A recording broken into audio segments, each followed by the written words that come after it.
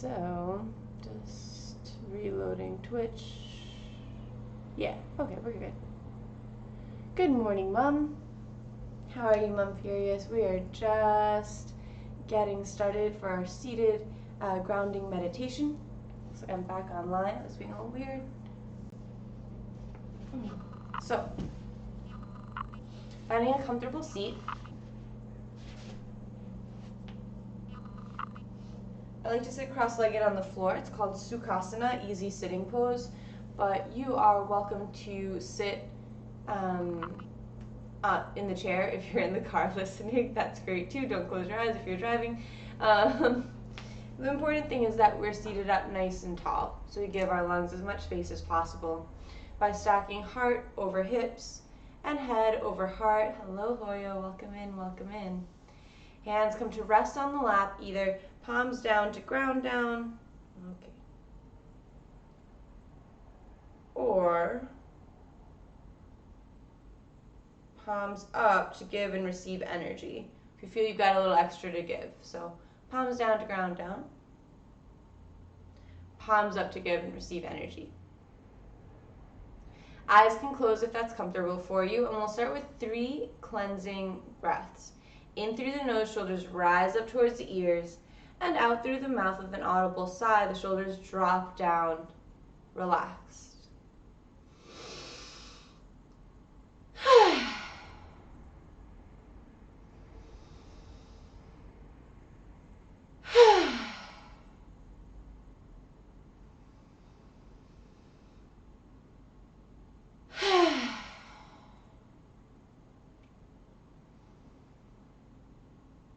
And just let the breathing continue in and out through the nose at a natural pace.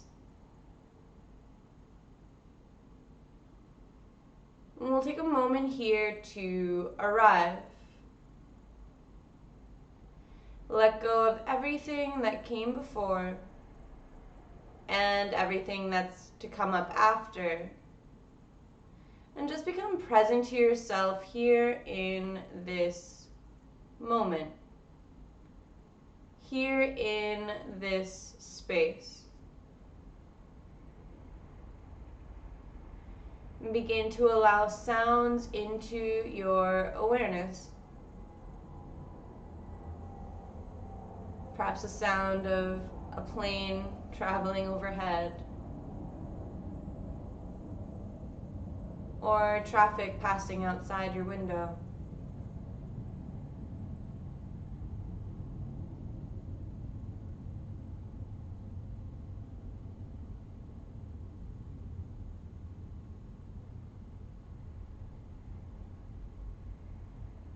Allowing it all in, all part of this moment, this experience.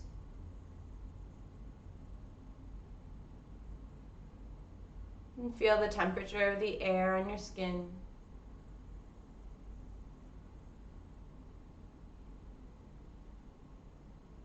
And feel the weight, where your body makes contact with the ground below you.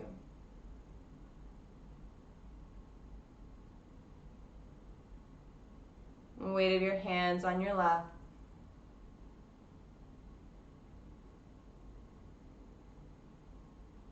And begin to scan your body from head down towards toes. Checking in for any places of tightness or sensitivity, any restlessness or fidgeting.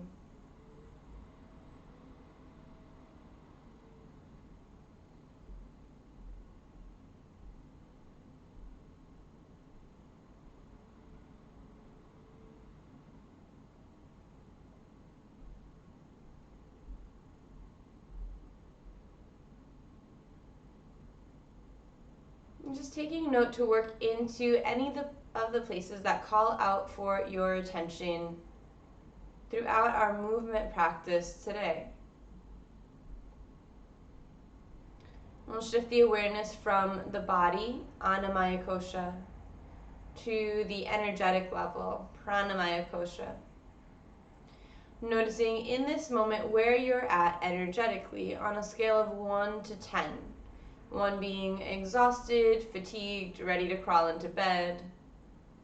10 being so full of energy it's hard to sit still.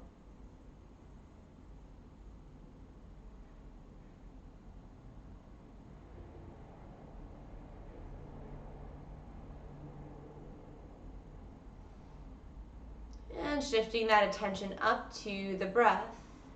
No need to change it, just observe. Inhalations, exhalations, and whatever space in between.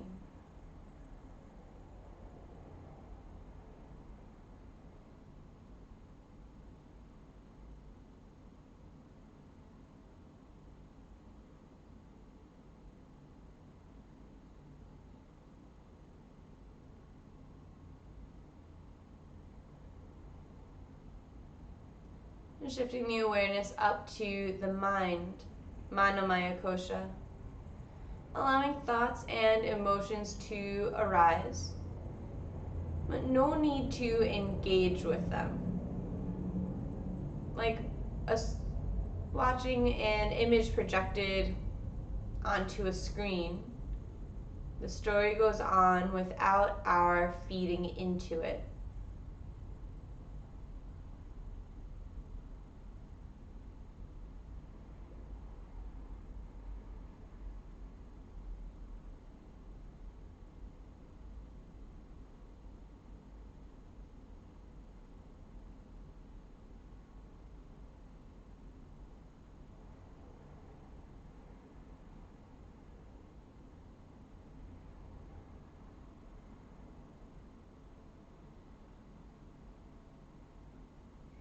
Just notice, what are the quality of the thoughts today?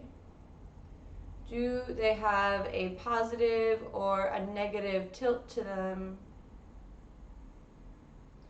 Are they ruminating on the past or attempting to predict the future?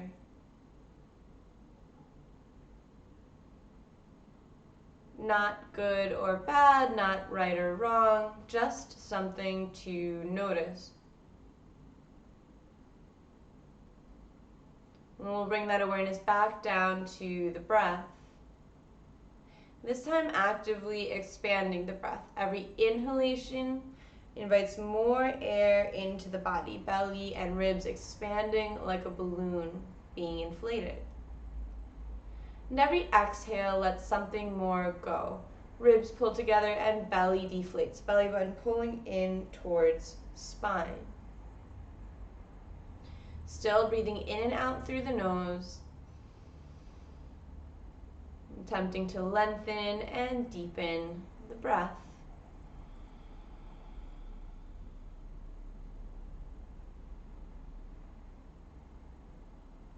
And here we'll begin our equal parts breath.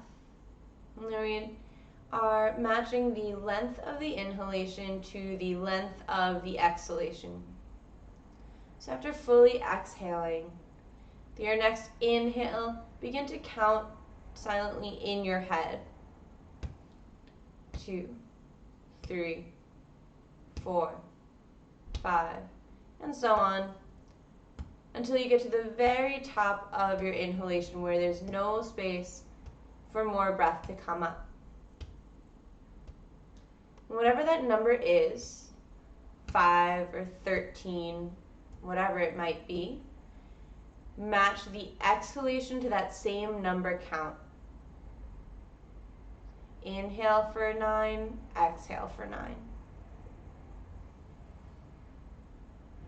And continue like that.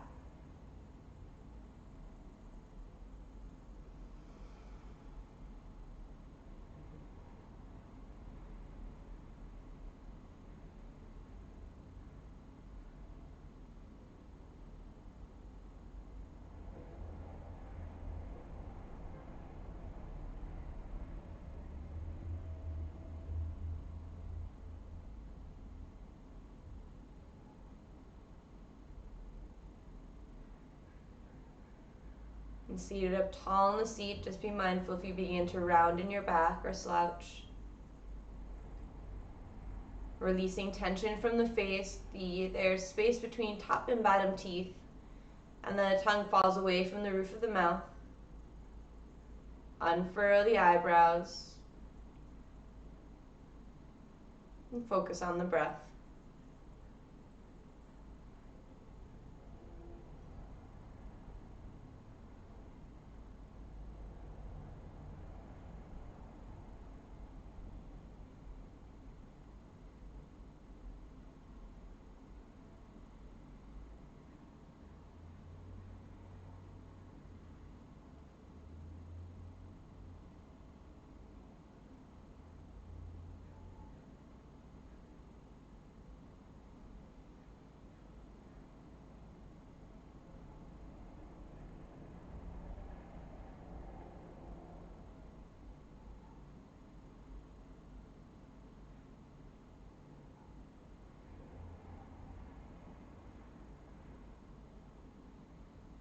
In your next exhale, no rush to get there. Release any effort and any counting, just returning to a natural pace.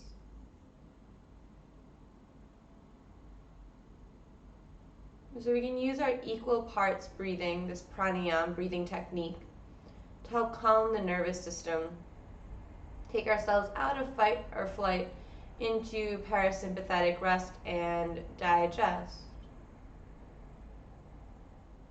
Hands come to meet at heart center in Anjali Mudra, palms pressed together, no space between the fingers, and the thumbs pressed into the sternum. Consider here setting an intention or a dedication for your practice, your reason for being here today.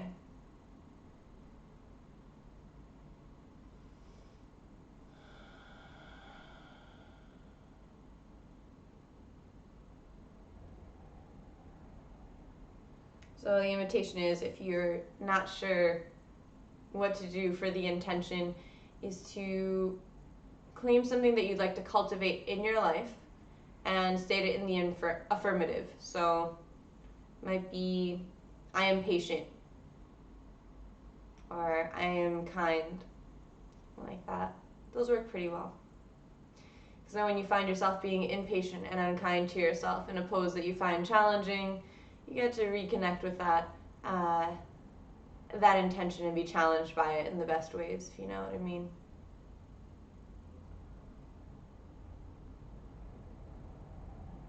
And we'll seal that intention with the sound of Om.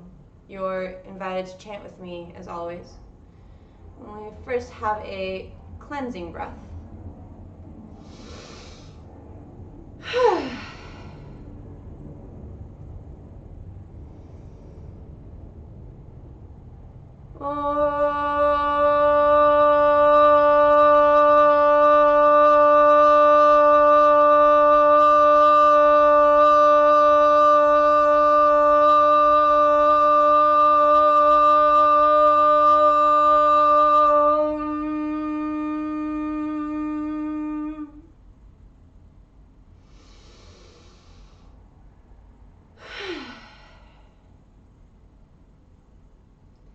Hands release down to the lap, chin drops towards chest. Then an inhale, right ear rolls over towards right shoulder. Exhaling, chin to chest. Left ear rolls towards left shoulder. Just gonna let the head roll side to side, just like that. Beginning to open up the space between the ears and the shoulders, that trapezius muscle, getting a little wake-up call.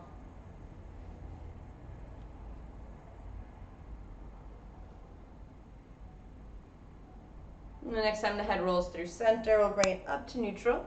And just begin to roll the shoulders forward. So the eyes can stay closed for this. There's really no wrong way of doing it. Just rolling out the shoulders, however which way feels good.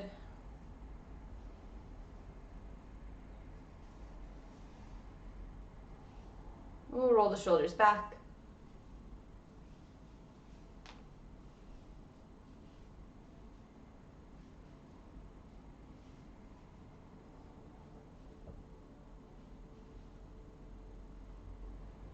Nice. Let's work on some neck resiliency stuff today. So We're gonna bring the fingers to the jawbone, right under the ear. Still seated up nice and tall.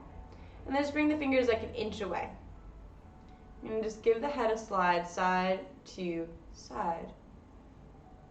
So notice, I'm not turning my head, shaking my head no, at all. I'm just sliding. I'm not moving my shoulders, they're completely relaxed. It's just the neck that is giving a slide side to side.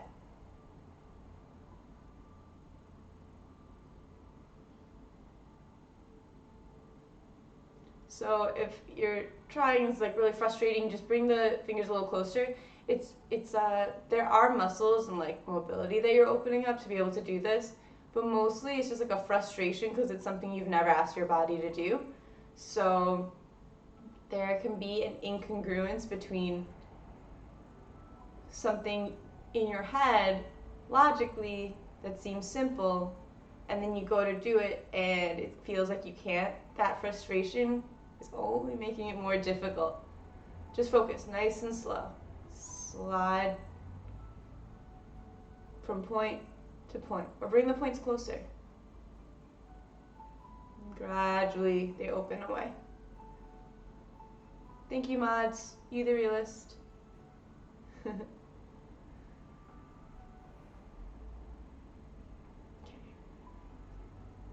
3, 2, 1. All right, a little shake out. So that was the cervical spine going side to side. Now we're gonna do front and back.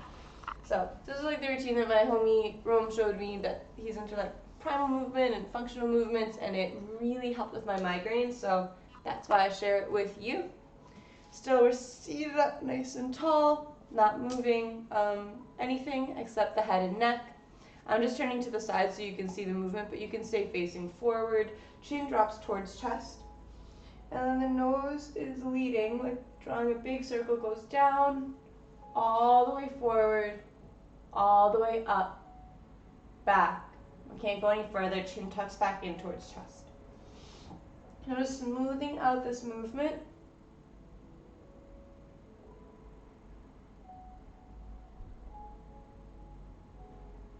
And of course, we are multitasking in that we are still breathing fully. So don't hold your breath to make this happen. When the breath ends, the pose ends.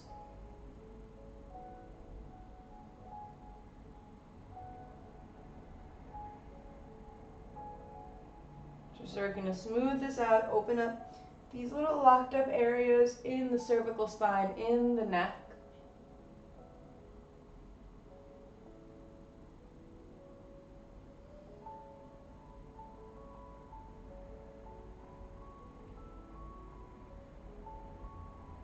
I'm going to change directions, so this time leading with the chin. So the chin comes all the way forward, and it's a scoop down, and pull back in, and up.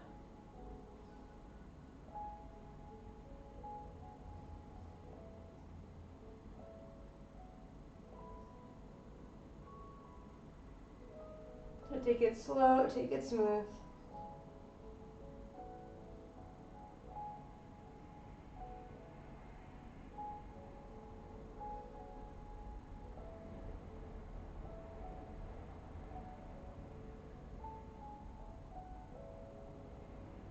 And finishing up with that last cycle. Let's give the head up side to side. And then inhale, arms sweep up overhead, reaching tall out of the waist. Exhale, bending over to the right, left arm reaches over, opening up these side ribs. And we'll give a nice big circle in front of the body. Left hand leads, right arm follows. Just like a little free movement cycle here to open up the intercostal muscles. That's all the little spaces in between your ribs and your spine as well. There's no wrong answers. Not a dance class, doesn't have to look any certain type of way. It's more important that it feels good.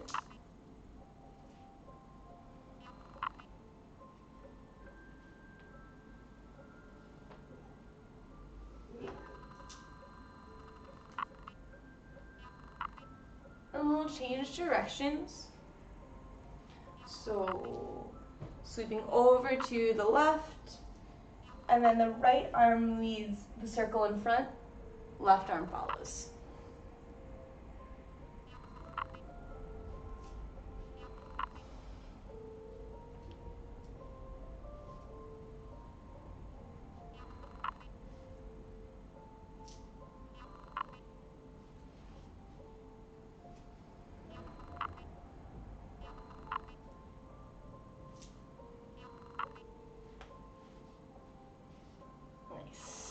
Next time the arms come up through center, bend in the elbows, hands come to about shoulder height.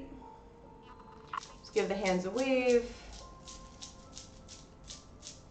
Beginning to warm up the hands and wrists.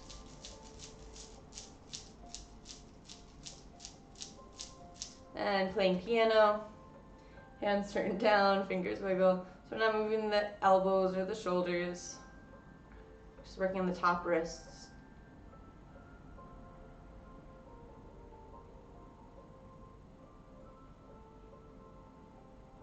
And the palms flip towards the sky. Really reaching back as far as you can, fingers spread wide, and rotate. Feels like you're tossing pizzas with really bad form.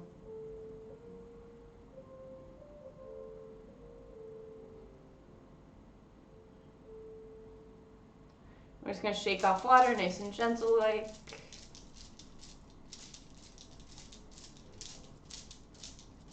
All right, legs come out in front. Spread and scrunch the toes. Oof. Just waking up the bottom legs, roll out the ankles. Change directions.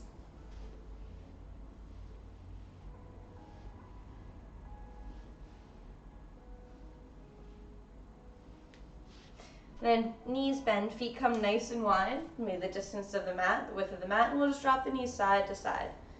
So we're just waking up the hips here. So leave enough space between the feet that when the knees come down, they touch the ground, they don't stack on top of the other leg. Yeah?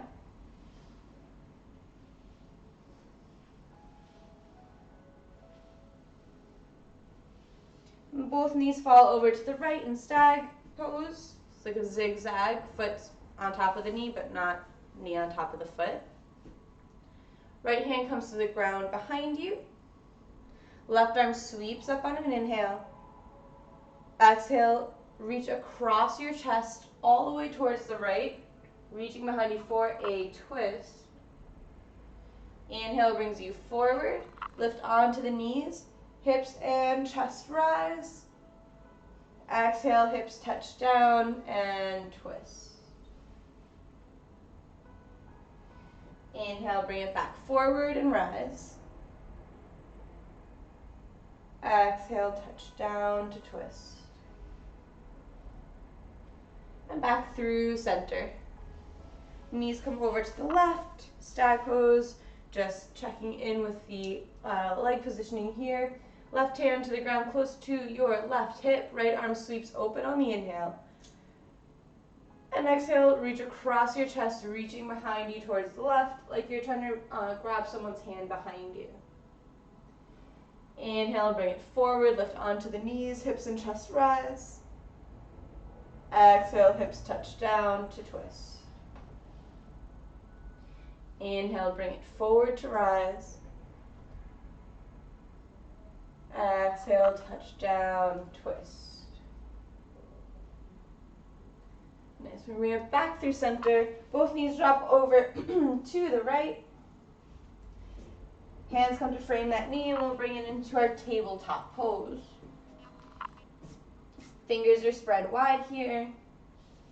Palms below the shoulders, knees below the hips. On the inhale, belly drops, hips and chest rise for cow pose. And exhale, rounding in the spine, chin tucks towards chest, rounding for cat.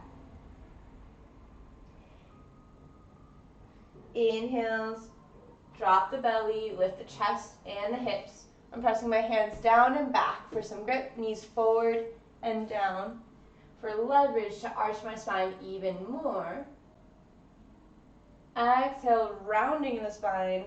I press my hands down and forward, knees down and back, like I'm trying to stretch my mat apart, equally to get leverage to further round the spine. And begin to connect your own breath's pace to the speed of your body. So slow the breath down, we slow the body down to move more intentionally through space.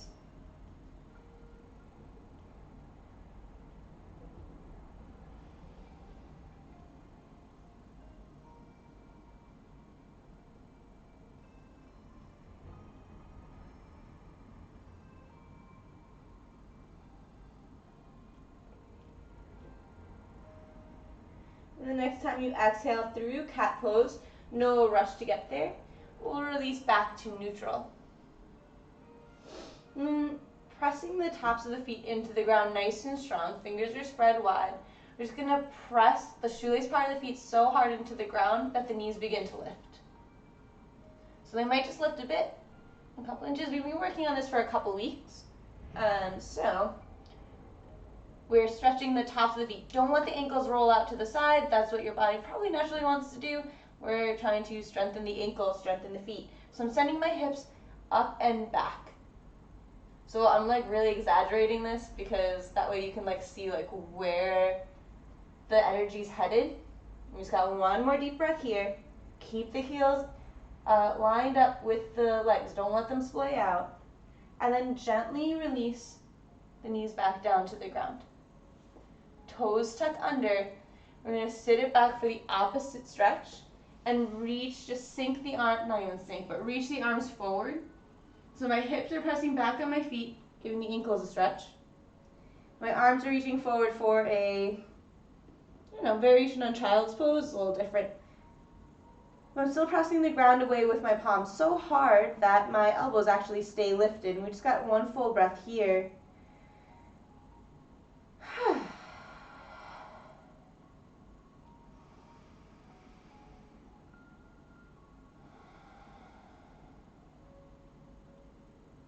Then pressing into the hands, we slide forward all the way onto the belly. Tops of the feet flips, the shoelace parts pressing down, squeeze the glutes. You can feel your hip bones pressing into the ground. Hips and feet are pressing the ground so hard that my knees are lifted. They're not even touching the earth. Hands come on below the shoulders. Mouth chin or forehead center, and inhale, chest and shoulders rise. Hands are doing none of the work. You can even keep them a little elevated if you know that you're likely to cheat this one. Exhale releases you down. Inhale, rise. The whole lower body is engaged to protect your lower back. Exhale, lower. All right, this time as you inhale and rise, use your hands just a bit. You can get up to 90 degrees in the elbows. So we're not going straight up, right? We're just stopping at 90 degrees. And then look over the right shoulder. Inhale brings you back through center. And look over the left shoulder. I'm just letting my right shoulder kind of dip in. Going side to side. It's not the deepest twist of my life or anything like that. We're just kind of opening up the spine to these different movements. Back to center. Exhale, lower down. Then press the hips back through child's pose with the toes tucked under. And we're bringing it all the way up to downward facing dog, so the legs extend straight. Walk the feet in to find a placement that works for you. The closer your feet are to your hands, the deeper the stretch in the legs. The farther your feet are from your hands, the deeper the stretch in the shoulders. So someplace in the middle, where getting an equal stretch is going to be nicer, unless you're particularly working on backs of the legs or shoulders for some reason. And you can pedal out the feet, bending one knee and then the other. And let my hips go with it. But eventually the heels are trying to make their way to the ground. It doesn't matter if they touch or not, that's just the direction of the energy, the direction that we're pressing the body. Hips are pressing up and back like they're going to touch where the back wall meets the ceiling. So it's an angle pull away from the wrists. So the wrists aren't being scrunched and crunched here. All the energy is going up and back. Backs of the knees are straight, so like start with the legs straight, if that's available for you, and then from here, just let the head drop heavy. So I'm trying to drop my head heavier than my shoulders, so there's a clean line of energy from my wrist to my hips. There's no angle. See, like, if you're here, see how the shoulder, like, angle kind of breaks up that straight line? So we're avoiding that by just dropping the chest towards the ground. So it's like my armpits want to touch the ground. And if you're like, that's not happening, then bend the knees and send the hips even further back. So by bending the knees, you're going to have to come up off your heels, probably, and that is going to get your chest closer to the ground. So you can have that nice long clean line of energy. Fingers are spread wide. Either way, the eyes are open between the toes, between the knees. We've just got one more deep breath here in Adho Mukha Svanasana, our downward facing dog.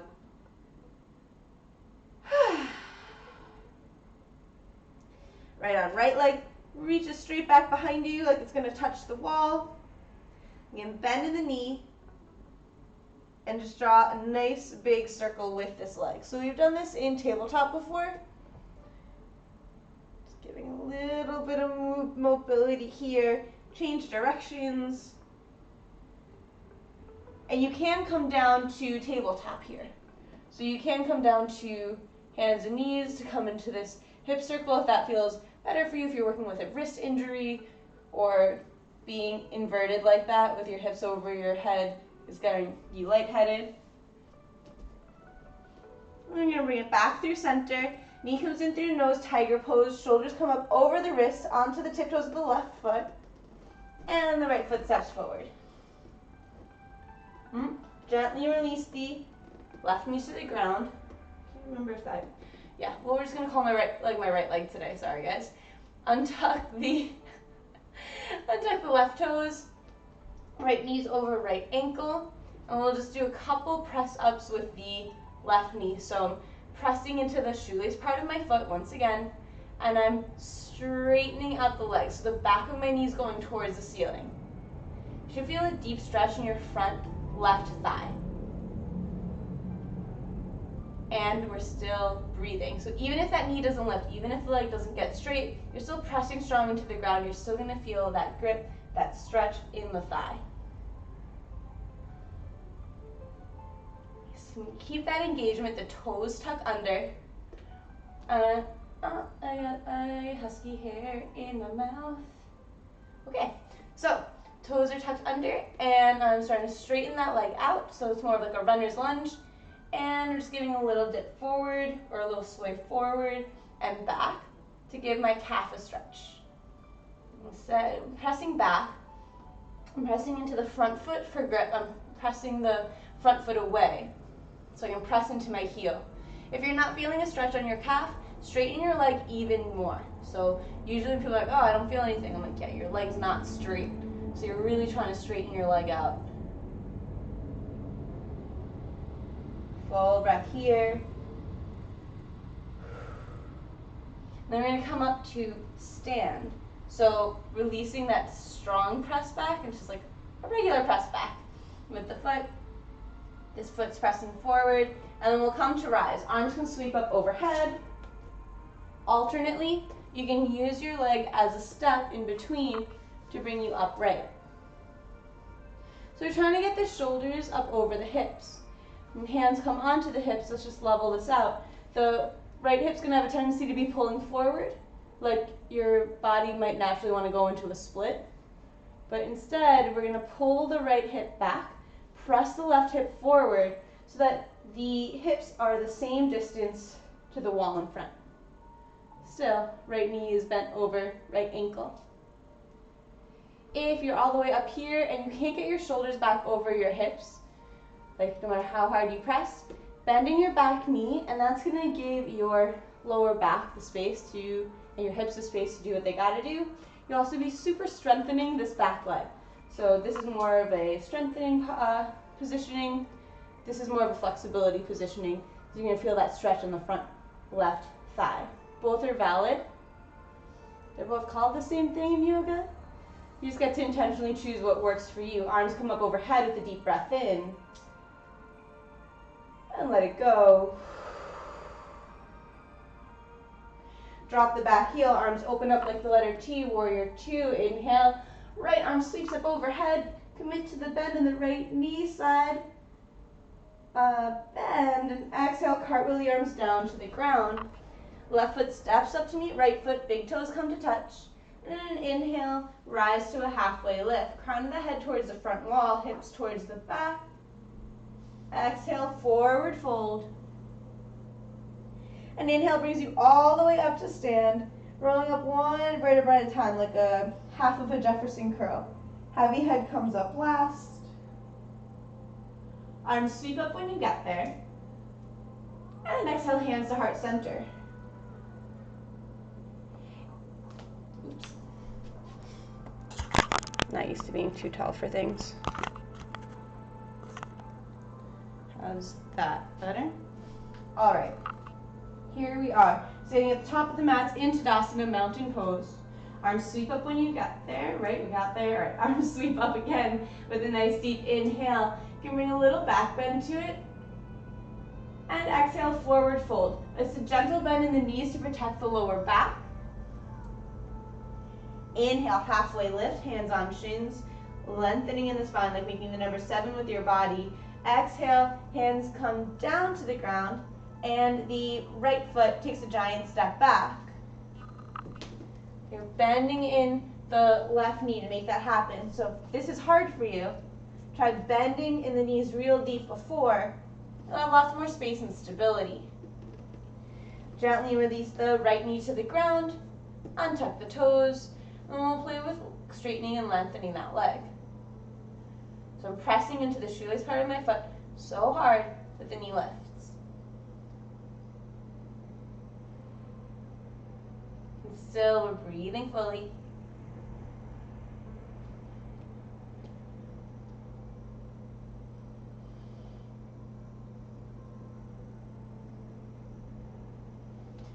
Left knees over left ankle.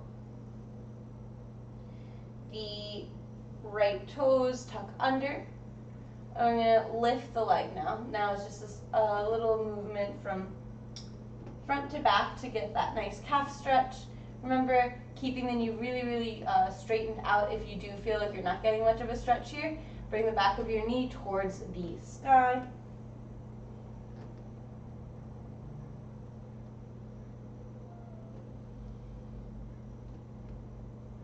And we'll hold it back in this stretch just for a full breath. So I'm pressing forward with my front foot, pressing back with my back heel. And then we'll release it to neutral. So I'm still pressing back, but not as strong. Checking that you're not on a balance beam, so there's a little space widthwise between your feet, like hips distance will be great. And we're bringing it up to that high lunge. You can use that leg in between as a step stool, checking in, or a stepping stone. Shoulders over the hips, hands come onto the hips, and now notice the left hip might have drawn forward. We're just pulling it back, pressing the right hip forward. This is like a scissoring action towards center. Still pressing through the heel, straightening out that back leg to work on the front thigh stretch, alternately bending in the back knee to help bring the shoulders up over the hips. Arms come up overhead. On the exhale, just relax the shoulders away from the ears. Got another breath here.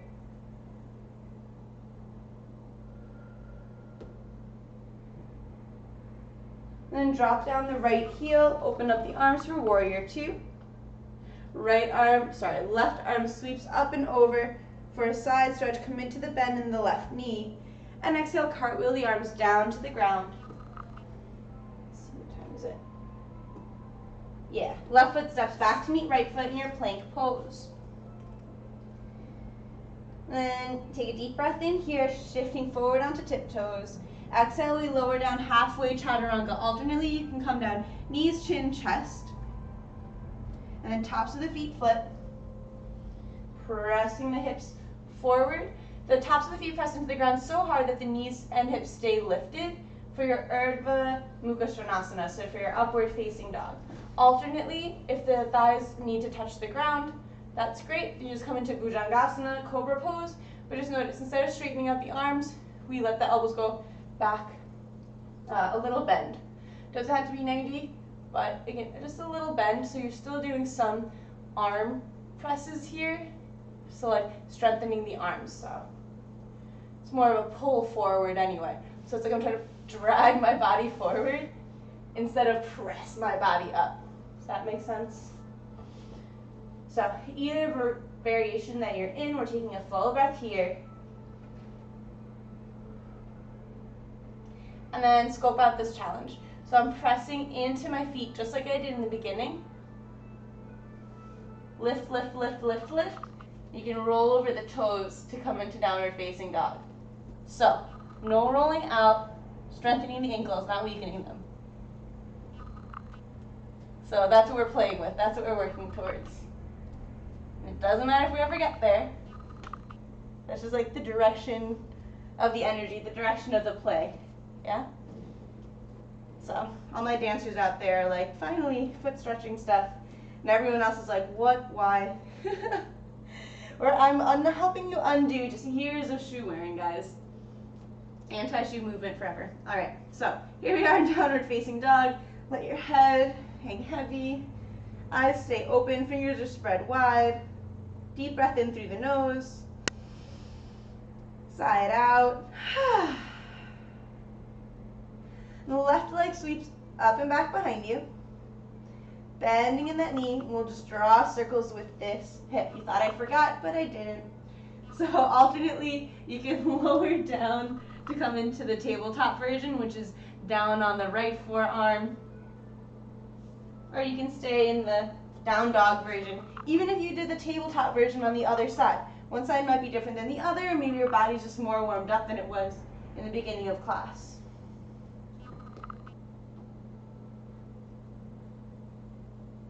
Then coming back to center, the knee comes in towards the nose, rounding the spine like cat pose.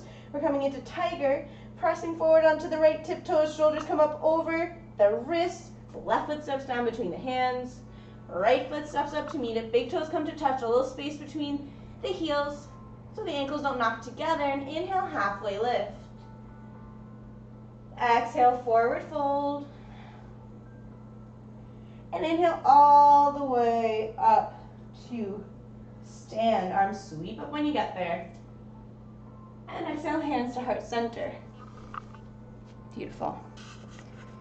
So now for everyone's favorite part of class. Got some balance in our lives. So stick with it. If this is the part of class that you usually check out during, just choose differently today. Just scope it out. Let's just try. So, we're working on this one-legged Tadasana routine. We're going to do dancer instead. I know we've been working on this one-legged Tadasana routine. We'll be back to it tomorrow, but instead today, because we've been working on the hips and all of that, let's just keep rolling with that. Inhale, arms sweep up overhead. And exhale, the right arm bend. So you can be facing the screen. I'm just turning because I think that might be easier for you to see what's happening.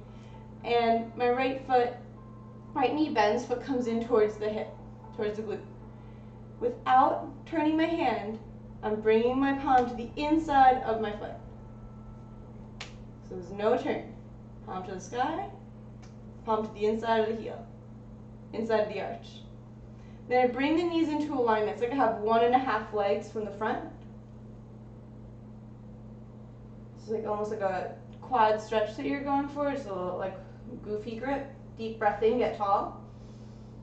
And on the exhale, find a point to look ahead of you that's not me, that's not something that's going to move on the screen. And we're hinging forward as the foot kicks back. Let your right shoulder be pulled back with it. So we're just letting this right chest and pec muscle and shoulder be stretched as the foot kicks, kicks, kicks. Left fingertips are reaching forward. This is like an arrow being pulled back on a bowstring.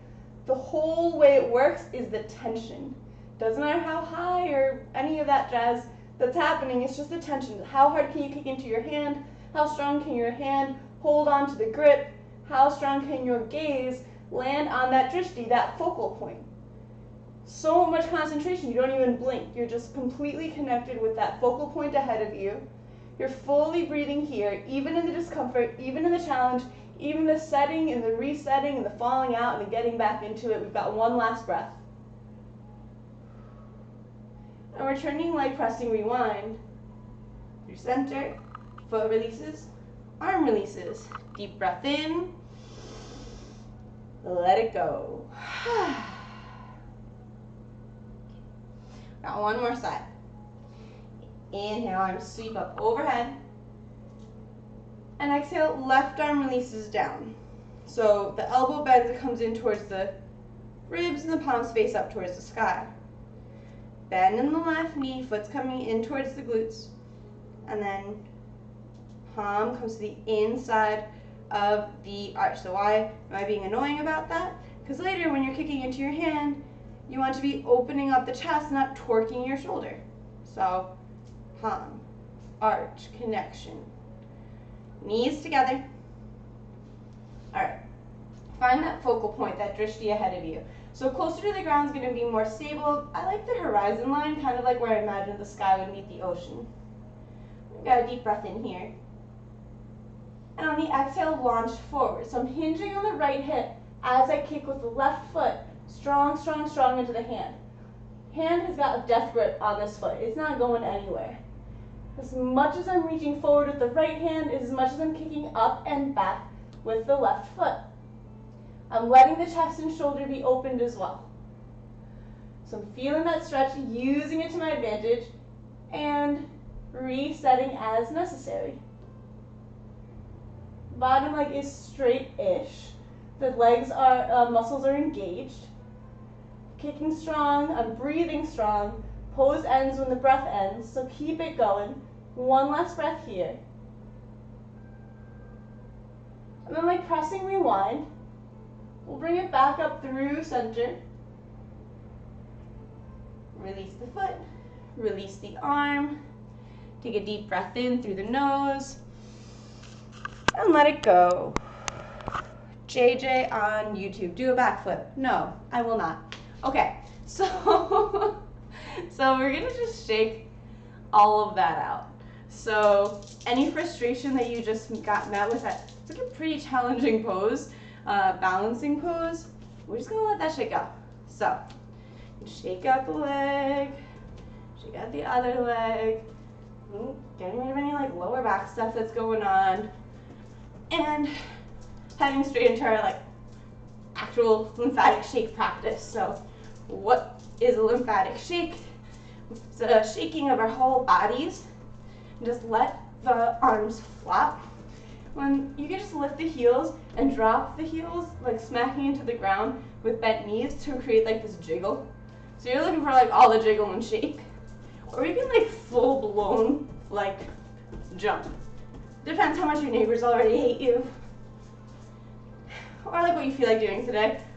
So I'm just letting out my arms like we totally flopped over. So we're doing this to release tension in the body. We're doing this to help drain the lymphatic system. So we've got lots of fluids in our bodies. And when we spend our days in one position or one of three positions, mostly seated, right? Then and that's not just like energy, like woo-woo energy that gets stuck. It's like other, like actual physical fluids and whatnot that get stagnant, right? So rivers only work because higher elevation to lower elevation or higher water pressure to lower. So we basically want to create a bunch of flowing rivers of energy and fluids in our body and avoid any stagnation, any, dry spots. So this helps just shake things up and make that possible. And it's also a way to release traumatic stress in our lives. So think about when dogs get in a fight. When they're done, they literally shake it off. And people do that too, like babies and little kids will shake when they're scared to help process the fear that they're experiencing.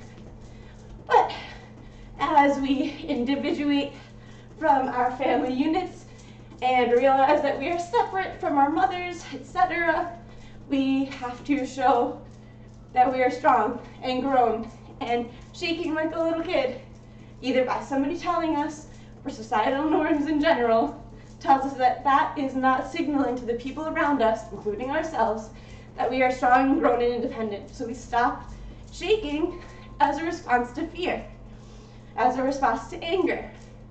Well, I've definitely seen some grown-ass men shake in anger, but but good for them, good for them. So anyway, my point is, here we get to actually process some of that. So if you feel like stopping or you're ready to stop, then just double time. Because this is just part one, baby. Next, we're going into breath of joy. So, breath of joy is a breathing technique. It's all about release.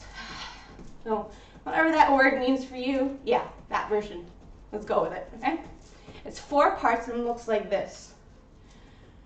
It's a third of your lung capacity in as the arms sweep forward.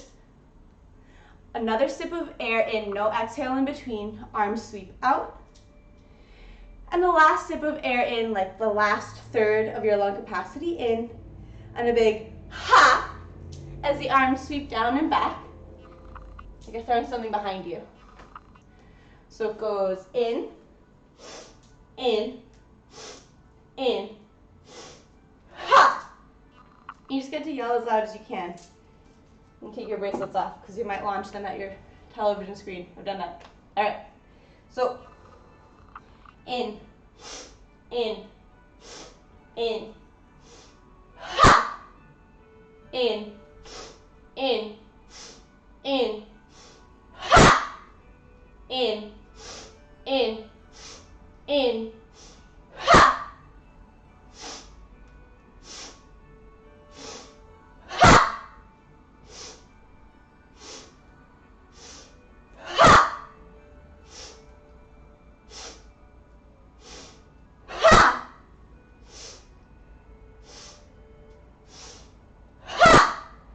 3 more. If you have not joined in yet, now is your chance. Ha! Ha! Last one, make it count. Ha! Ha! Hand on your heart, hand on your chest, feet nice and wide, close your eyes.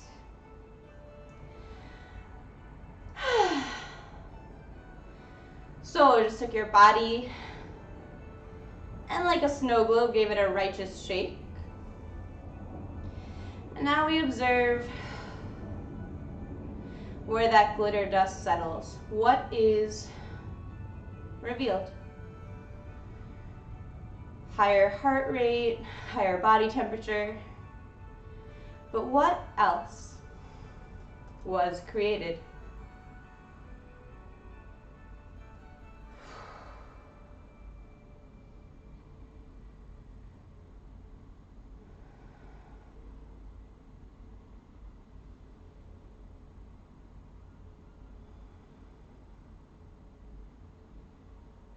What shows up for you when you allow yourself to take up space, to take up airwaves? What shows up when you let yourself yell?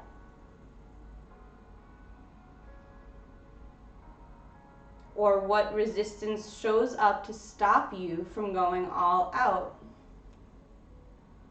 Whose judgment do you fear?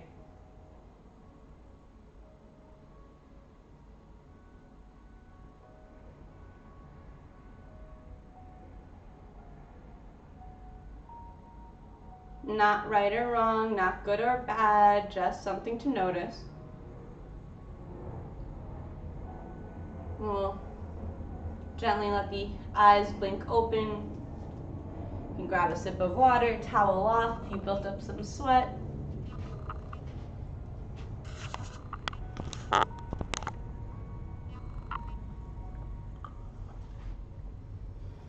All right, if you're already on the ground, just stay there. I'll meet you there. And if you're not, come down with you. twist. Okay.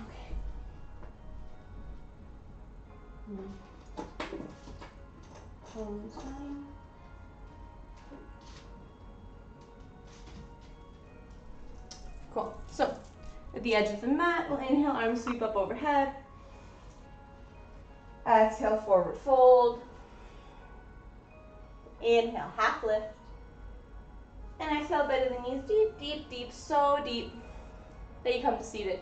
You can bring your hands behind you so you don't land on your tailbone.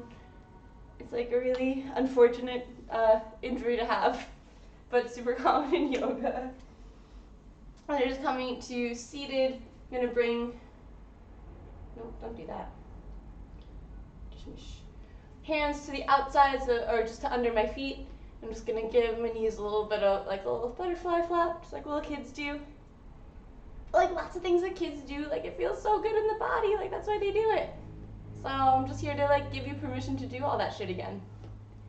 Ha, the neighbors thing must be doing martial arts with that one. Must think I'm doing martial arts with that one. Yeah, I know, I'm like, yo, your neighbors, you should just invite them. Just give them the link, they'll have no idea what they're getting into, but they'll understand like why you yell every morning at the same time. Good to see you, M9er, M9 Easy. Good to have you. Happy weekend. Okay. So here we are. So actually what I want to do. Yeah, okay. So instead of going into our, no, yeah, let's just do that. We've been working on it. Let's just commit. I just always want to change things up. So I'm just giving my feet a little bit of a little massage here. And it's almost like I'm opening my feet up like a book.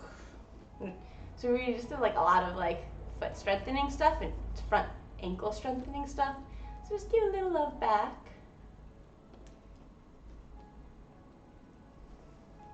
Do you know we have over 10,000 nerve endings in our feet? And they're part of our central nervous system. So this connects all the way up to the spine, to the cerebral cortex. And we get a ton of information about the world around us from our feet. We get to kind of practice that language barrier of like, what are you talking about? We kind of like get to practice that, like just like with our breath.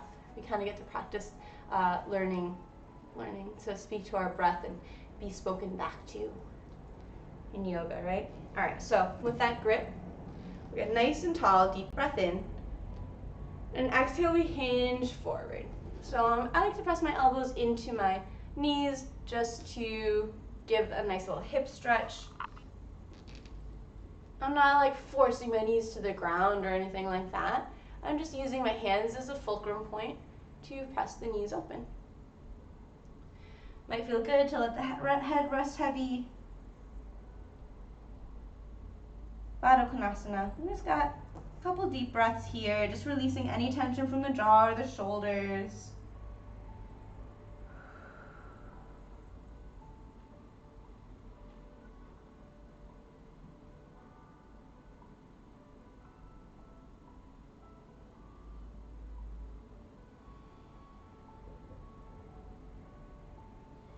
And bring it back up to seated. Knees come together. Turning to the side, make sure there's nothing behind you. Took the dogs out a lot yesterday, so they're like literally still sleeping. Problem solved. Hands behind the knees. I'm just gonna scooch the booty forward. So I'm just trying to leave any I'm trying to get the sits bones close to the ground.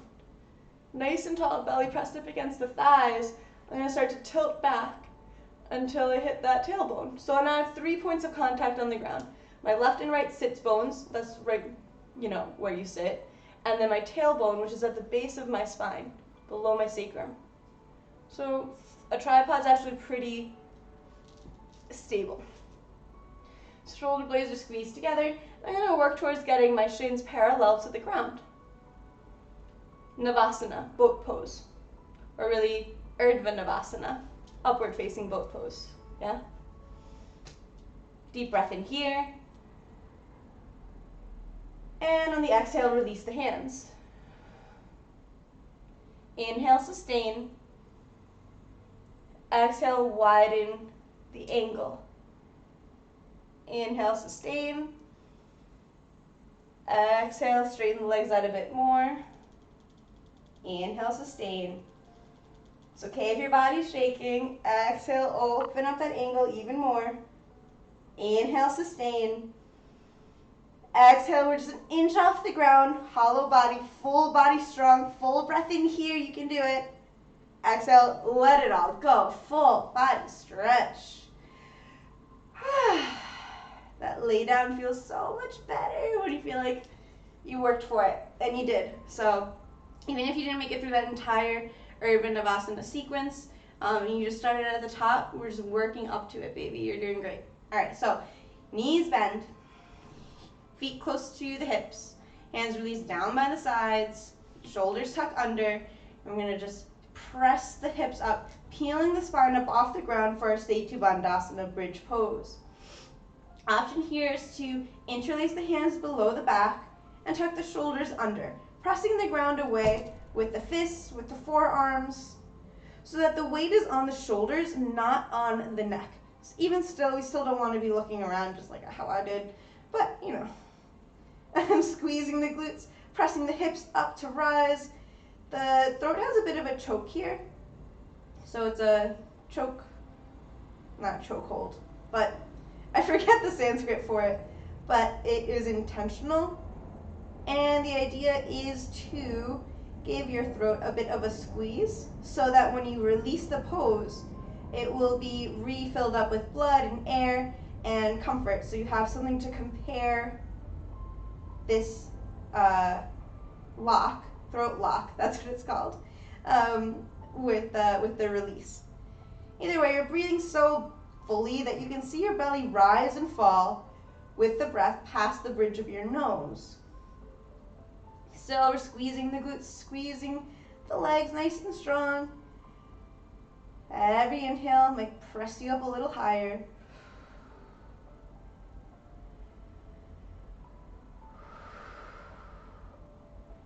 Last deep breath in here, really rising to your fullest expression of the pose, Setu Bandhasana bridge pose. And on the exhale, we're going to release the hands, untuck the shoulders, and release one vertebra at a time, nice and slow. Hips touch down last. And what I do is I send my hips down and forward so I can be nice and long in the spine. Walk the feet to the outer edges of the mat and let the knees knock together for broken bridge. I like bringing my arms up overhead for a stretch, but just a passive stretch. I'm not like reaching too hard. And I'm just letting my hips relax in the opposite direction.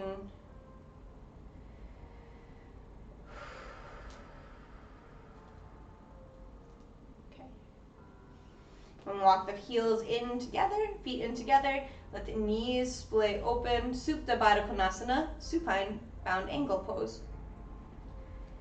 So we're just here for a moment, but just notice this is a really vulnerable pose. Just like physically, you don't see hedgehogs tanning in the sun. You don't see prey animals lifting their bellies to the sky. It's like where all your mushy gushy parts are. The falcon could just come and rip you apart. And as people, when we let all our mushy gushy emotions out, it just can open us up to a vulnerability where someone can just easily rip us apart. And that's not everybody though, right? So we have a lot to lose from staying armadillo-like and rounded up and porcupine quilled out, and you know, we've got a lot to lose, mostly in connection. So how do we translate that to yoga? What the hell does that have to do with this? By practicing these postures that leave our bodies physically vulnerable, we get to practice existing in the discomfort of this vulnerability without actually taking any social risk. So we just get to kind of observe, like, what's showing up. Is laying like this? Are your hips yelling at you, telling you your legs are gonna fall off? Is there any holding in your shoulders, gritting the teeth? Just notice. It's not bad. It doesn't mean you're broken or wrong. You're just like, oh shit, that's probably what I do in social situations when I feel more vulnerable than I'm comfortable. Okay. What would it look like if it was different? What would it look like to have space between top and bottom teeth? And a relaxed face? And a slow, deep breath?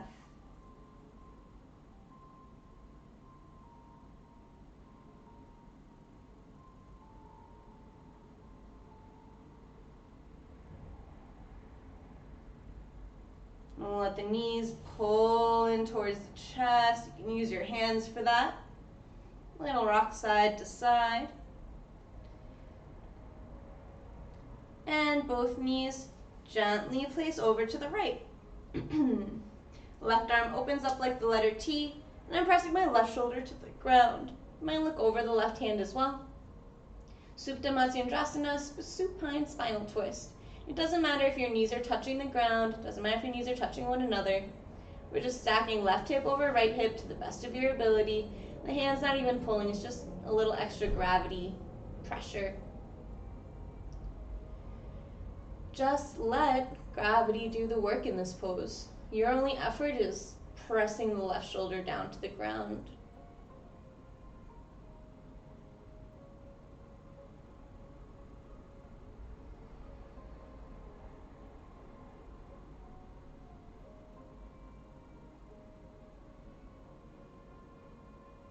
Allow your head to come up through center, knees come up through center, and gently place the knees over to the left. Right hip stacking over left hip to the best of your ability. Right arm opens up like the letter T. It's not up here by the head, it's not down here by the hips, it's just straight out 180 degrees. You might even look over your right hand to give your neck an even stretch. Only if that feels good, the neck's really additional. We're focusing more on the transverse and lumbar spine. That's the space between your shoulders and your hips. And we do that by committing that right shoulder to the ground, even if it means the knees separate. So, more important, shoulders grounded into the earth.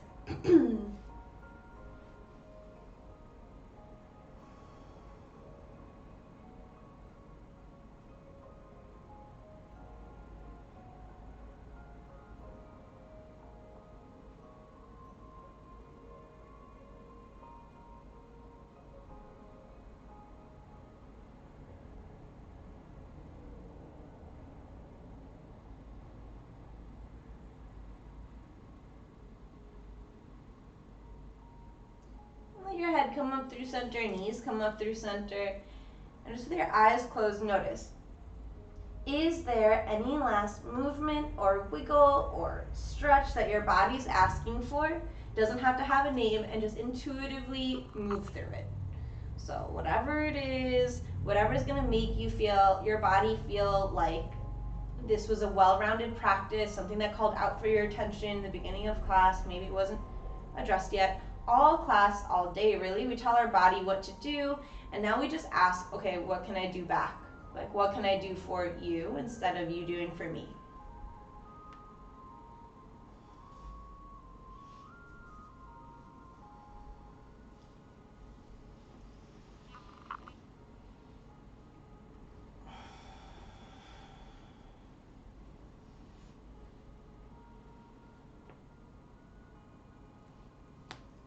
And if your movement has a second side, rolling through that as well so it can feel nice and even. So really here we're preparing for Savasana. I mean, you can really look at it like all of class we're preparing for Savasana so that the body will actually rest in stillness, but that's just one interpretation.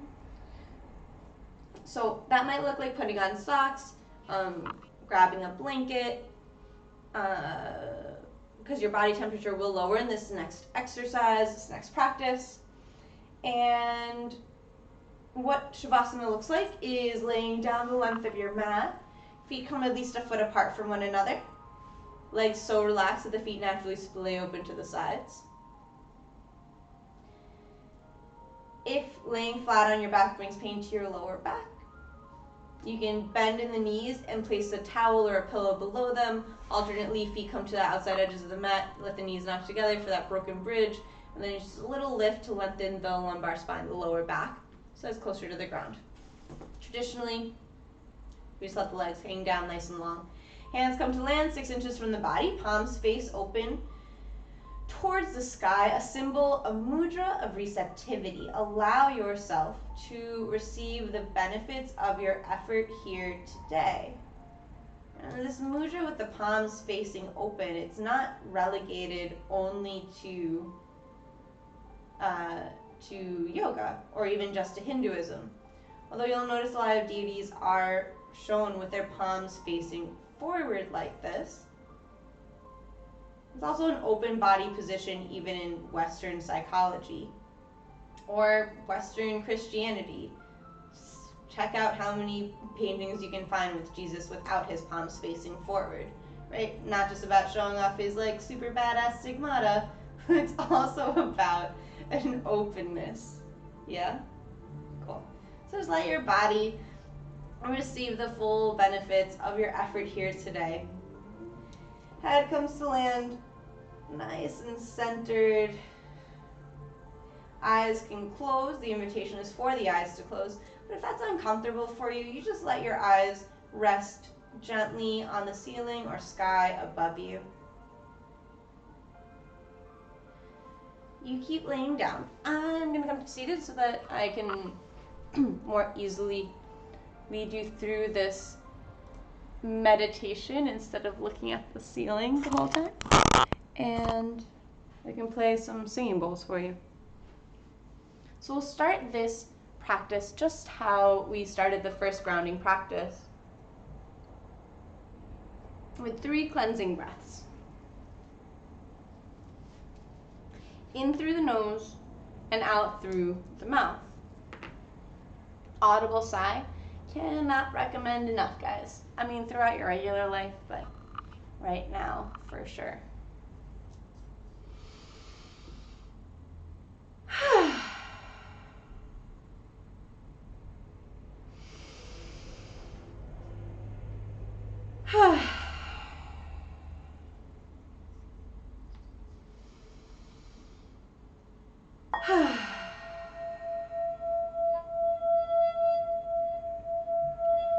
And allow your breath to continue just in and out through your nose if that's available. Allowing your exhalations to become longer and deeper than your inhalations. With every exhale sinking you heavier into the ground below you.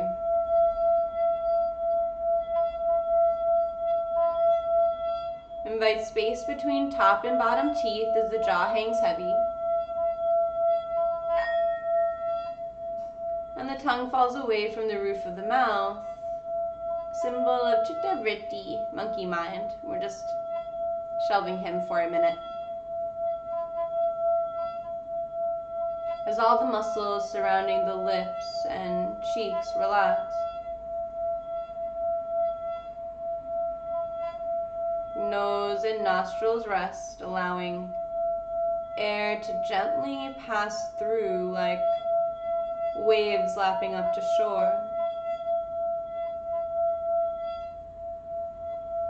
Eyes rest heavy in their sockets, eyelids just barely touching. And the space between the eyebrows broadens as the muscles in the forehead relax.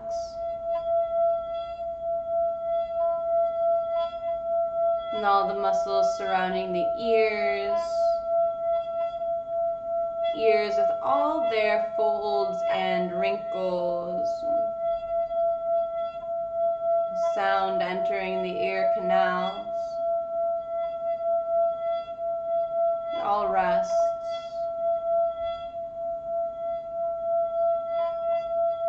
And back of the head and top of the head relax.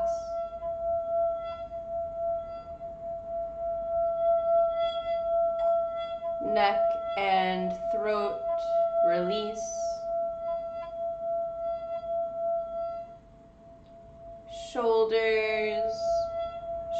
blades, and the space in between all melt away. Upper arms and elbows relax.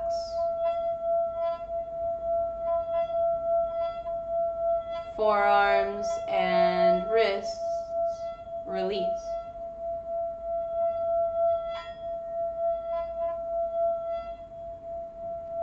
Palms, backs of the hands,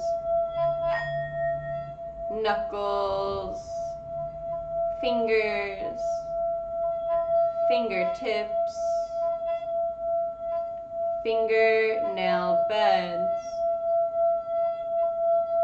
whole hands alive with vibration, whole hands alive with creative potential. Rest and integrate all that you practice.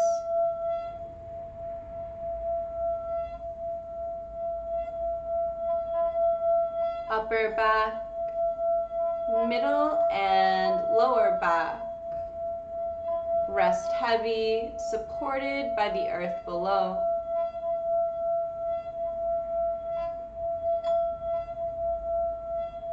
Chest gently rises and falls, perhaps imperceptibly.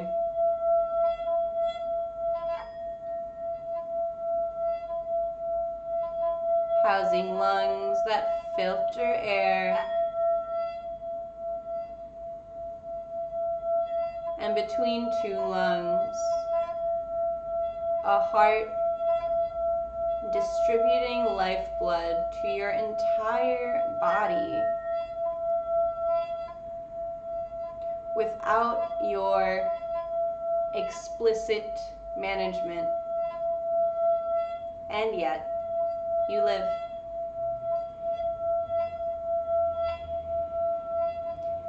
Belly naturally rising and falling with the breath.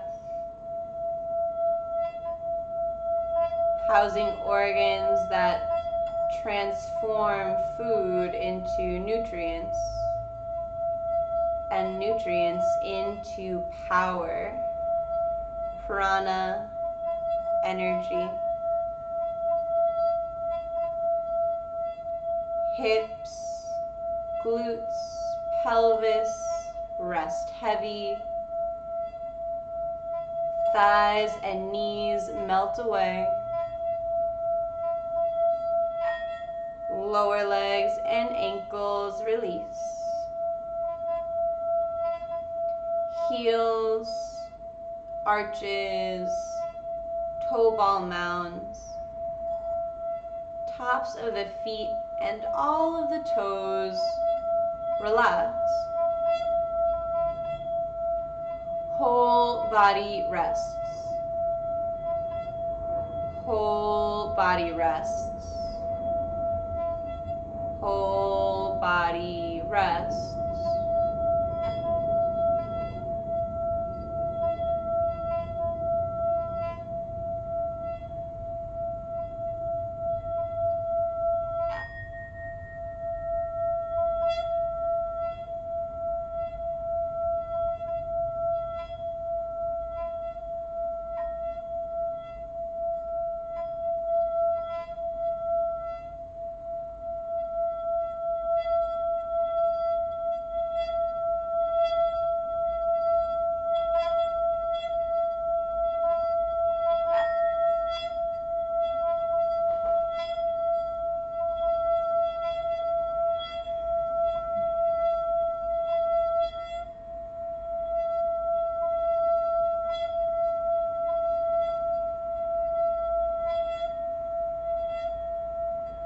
Allow for everything that did and did not happen in class today. And know that in yoga, practice makes practice. Nothing more and nothing less. invite your inhalations to become longer and deeper than your exhalations.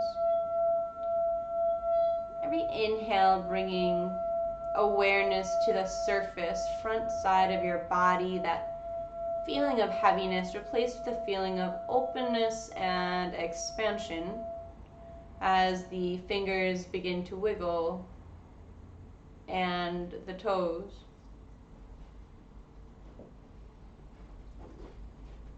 And head gently rock side to side. Arms reach up overhead for a full body stretch. And let the knees bend and roll over to whichever side feels natural. Landing in a fetal position, fully released, fully supported by the earth below you. You can even use that bottom arm as a pillow. Bring to mind any intention or dedication you set for class today, or set one now.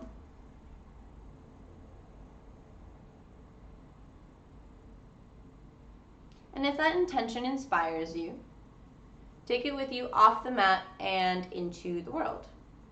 Allow it to affect you and the people around you for the rest of your day. With eyes still closed or gently lowered, press your hands into the ground to come up to a seated position, just like how we started class. Hands come to meet in Anjali Mudra.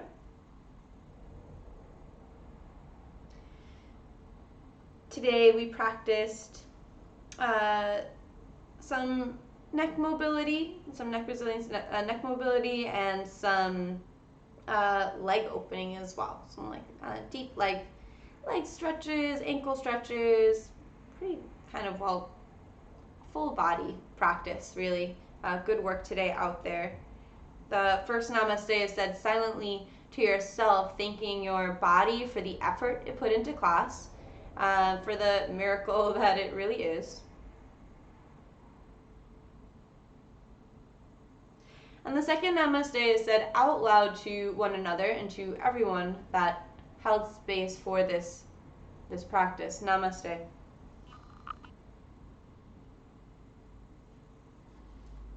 Thank you, thank you, thank you to everyone who joined me. I appreciate you, and I do hope truly that you found something that serves you.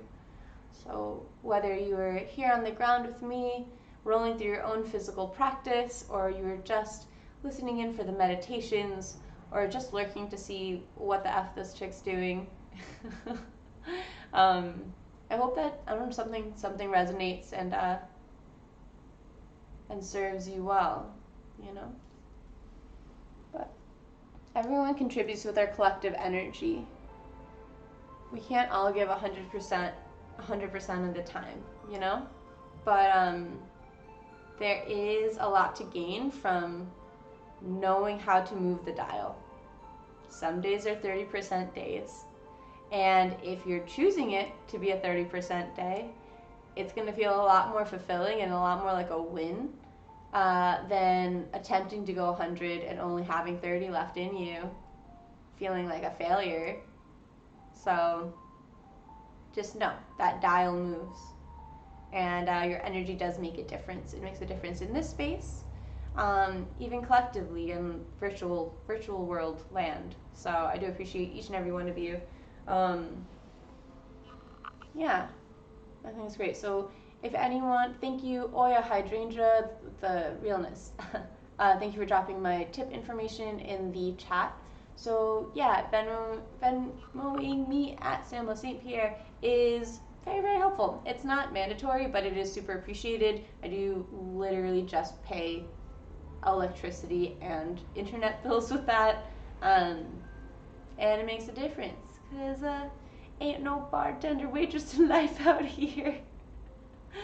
So you know, well, anyway, it's appreciated, but it's not mandatory. If you do send over $5 or more, you get a link to the recording of class, which is recorded on OBS, baby. So there's no Wi-Fi interruptions and all this traveling that I'm doing with all these different connections on OBS should be coming out loud and clear without any disruptions to the actual class. Does that make sense? Yeah. And I think, yeah, because I know there's like a gnarly delay.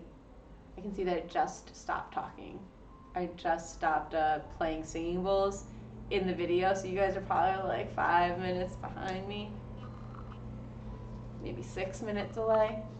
But we just rolling with it because this week's going to be like that. I'm traveling in Northern California and like Nevada in the mountains, and I'm just going to be staying in like some like solitary like cabins and cottages, so I don't know what the Wi-Fi will be like, but I am committed to practicing every morning and doing my best to stream it. So worst case I'll just record it and then, I mean, I guess if I don't have Wi-Fi I can't upload it, but I am going to try really, I don't want to like make any promises I can't keep, but I also don't want to be like, I'm not going to do it and then show up, because I'm going to show up either way. But I just don't know what that's going to look like. Did someone send me an angry face on Facebook? Facebook's so weird. Okay. But yeah, I'll be here. Same time, not same place. Today's a driving day, guys. How far do you think I can drive today? I think my like record right now is 10 hours. I don't remember what my record was back in 2018 when we moved across the country, to be honest. But this year it's 10. But I don't want to drive in the dark, so I'm not going to. And there's other people who can drive, so. Alright. As always, I'm here. Namaste, my love. Thank you for joining me this morning. As always, I'm here to answer questions. Yoga, meditation, movement, philosophy related type things, in the whispers, in the DMs, in chat. I basically live part-time on Instagram on every day except Saturday, so feel free to reach out to me there. And if you know me IRL, obviously text me. You guys have been. I hope that the alternative things I've been giving you have been making sense. I know they did through text, but now that, you know, when you actually come in and like practice it, that can be really different. So I just hope that that's going well, and I want you to feel very invited to text again if you're like, tried the thing you told me, didn't work, like I got more for you. There are literally unlimited variations for all the poses. So, and if there's something that I don't know, awesome, I get to learn something new. I'm about that life. Namaste, Papa Mario, M9 Easy. Peace to you, my friend. Great having you. And on Facebook, who do we got on Facebook here? Alex, Ruthie, okay, and John. Yes, thank you, friends, for joining me. Is that how that works? I'm still figuring out Facebook Live. I haven't really been on Facebook in years, so we just rolling with it. On Twitch, I appreciate you. Anyone who sends me, I got a couple little dings on my watch, so anyone who's sending me Venmos, I love you, I appreciate you. And I am uploading it on this computer, so it's gonna take a couple hours. My baby, it takes like an hour, and here it's taking like 6. So by the end of the day or by tomorrow, for sure, I'm gonna send you a link. Biggie, Brigitte, thank you. Glad you made it. Awesome. Oh man, this delay is killing me because now I can't really talk to you guys. But like directly, which is the more fun way of doing it. Namaste, Mom. I love you. Thanks for watching this whole time. I hope this was somewhat entertaining for your drive, your road trip. Do you have headphones in, or is the whole car listening? Interesting. Probably not that different from when we were little kids, when I was a little kid on road trips, because I never shut up. So some nostalgia vibes of me just rambling on and on about my views about life, but less founded on studies and more founded on like 6th grade observations. All right, let's stop this recording.